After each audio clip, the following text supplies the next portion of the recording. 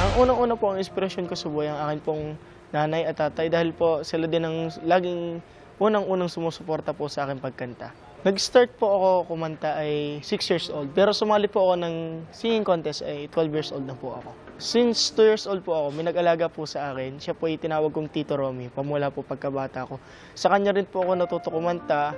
Sa singing contest po, hindi po tayo mawawala ng issue. Nakatulad po na nangyari sa akin. Ako po ay sinabihan na nandaya po sa aking grades. Ang sabi ko naman po, hindi ko po magagawa kahit kailan yan. Kasi po nakakaawa po yung mga dumadayong singer na malalayo pa. Hindi ko na lang po iniisip kung sa ganun po, baka siguro po naiinggit lang sila.